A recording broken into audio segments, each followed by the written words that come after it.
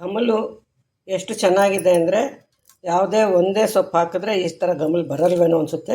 ಮುರಿಯೋದಕ್ಕೆ ಕೂಡ ನೋಡಿ ತುಂಬ ಗರಿನೂ ಇದೆ, ತುಂಬ ಮೃದುವಾಗೂ ಇದೆ, ತುಂಬ ಚೆನ್ನಾಗಿರುತ್ತೆ. ನಿಜವಾಗ್ಲೂ ನೀವು ಒಂದ್ಸರಿ ಮಾಡ್ಕೊಂಡು ನೋಡಿ. ಎಲ್ಲ ಬೆರಕೆ ಸೊಪ್ಪೇ ಇದ್ದರೆ ಹಾಕ್ಕೊಂಡು ನೋಡಿ. ಪೂರ್ಣ ಶ್ರೀ ಸೃಷ್ಟಿಗೆ ಸ್ವಾಗತ. ಇದರಲ್ಲಿ ಸುಮಾರು ಒಂದು ಪಾವಷ್ಟು ಅಕ್ಕಿ ಹಿಟ್ಟು ಇಟ್ಕೊಂಡಿದ್ದೀನಿ. ಇದು ಸುಮಾರು ಒಂದಕ್ಕೆ ಒಂದೂವರೆಗಿನ ಜಾಸ್ತಿನೇ ನೀರು ಇಟ್ಕೋಬಹುದು. ಅದಕ್ಕೆ ಉಪ್ಪು ಹಾಕ್ಕೊಳ್ತಾ ಇದ್ದೀನಿ.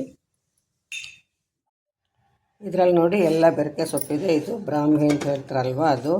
ಇದು ಒಂದೇ ಒಂದು ಕಾಡು ಬಸಳೆ, ಇದು ಹೊಂಗೊನೆ ಸೊಪ್ಪು, ಆಮೇಲೆ ದೊಡ್ಡ ಪತ್ರೆನೂ ಇದೆ, ಆಮೇಲೆ ಅರಿವೆ ಸೊಪ್ಪಿದೆ, ಗಣಕೆ ಸೊಪ್ಪಿದೆ, ಇದು ನುಗ್ಗೆ ಸೊಪ್ಪಿದೆ, ಇದು ಒಂದು ಚೂರು ಸೀಬೆ ಕುಡಿ ಇದೆ, ಇದು ಬಸಳೆ ಇದೆ, ಆಮೇಲೆ ಇದು ಹುಳಿ ಸೊಪ್ಪಿದೆ.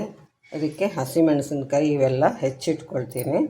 ಈ ಹಿಟ್ಟಿಗೆ ಈಗ ಕಡಲೆಬೇಳೆ ಮತ್ತು ಜೀರಿಗೆ ಕೂಡ ಹಾಕ್ಕೊಳ್ತಾ ಇದ್ದೀನಿ. ಈಗ ಸೊಪ್ಪು ಹಸಿಮೆಣಸಿನ್ಕಾಯಿ ಎಲ್ಲ ಹೆಚ್ಚಿಟ್ಕೊಂಡಿದ್ದೀನಿ. ಸ್ವಲ್ಪ ಕ್ಯಾರೆಟ್ ತುರಿನೂ ಇಟ್ಕೊಂಡಿದ್ದೀನಿ. ಈಗ ನೀರು ಕುದೀತಾ ಇದೆ. ಇದಕ್ಕೆ ಎಲ್ಲವನ್ನು ನಾವು ಹಾಕ್ಕೊಳ್ಳೋಣ. ಇದು ಒಂದು ಸುತ್ತು ಕುದಿಬೇಕು, ಆವಾಗ ಚೆನ್ನಾಗಿರುತ್ತೆ. ಇದರಲ್ಲಿ ಹುಳಿ ಖಾರ ಎಲ್ಲ ಬೆದ್ದಿರುತ್ತೆ. ಒಂದು ಸ್ವಲ್ಪ ಸಕ್ಕರೆನೂ ಹಾಕ್ಕೊಳ್ಳೋಣ, ಚೆನ್ನಾಗಿರುತ್ತೆ. ಈಗ ಒಂದೆರಡು ನಿಮಿಷ ಕುದೀತು. ಈಗ ಒಲೆ ಆರಿಸ್ತೀನಿ. ಇದನ್ನು ಈಗ ಈ ಹಿಟ್ಟಿಗೆ ಹಾಕ್ಕೊಳ್ಳೋಣ. ಸುಮಾರಾಗಿ ಹಿಡಿಸುತ್ತೆ.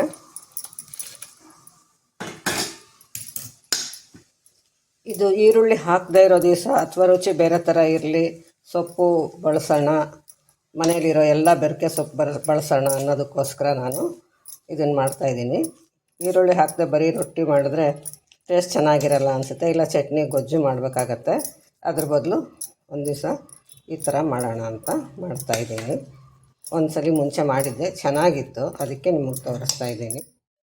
ನೋಡಿ ಈ ಹದದಲ್ಲಿ ಕಲಿಸ್ಕೊಂಡಿದ್ದೀನಿ.